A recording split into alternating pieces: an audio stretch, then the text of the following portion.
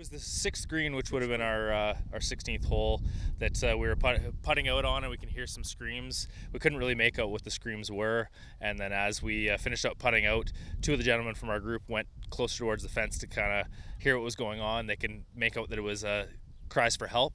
One of the gentlemen called 911 and then came back, and as my playing competitor and myself finished our round, he handed me the phone saying that I'm on with 911. You want to complete this call because we were done.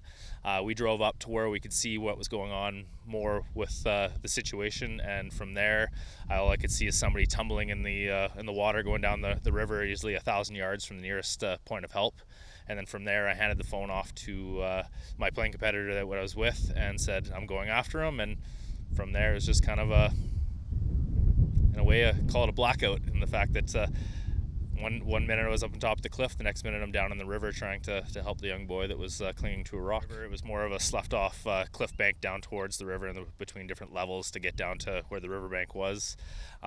He had floated easily 150 yards down the river from where I first saw him when I first jumped down off the first platform. And once I reached the boy in the water, I could tell that he was rather in shock and kind of out of sorts. Once I picked him up, took him back to the shore, he started throwing up instantly to get all the water out of his system. I then kind of placed him over top of a log to be face down to get everything out of his system, and then from there I put him on my back and I piggybacked him about 100 yards up the river towards where it would be a better vantage point for when EMS came to eventually help out and rescue.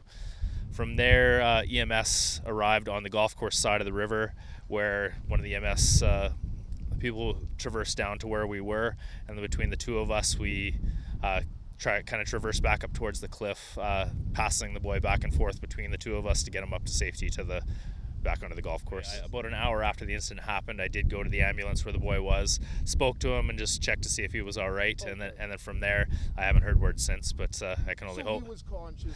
He was conscious. He had regained color. He was back to sorts, and his name is Rylan, and he was quite a strong boy through the whole thing.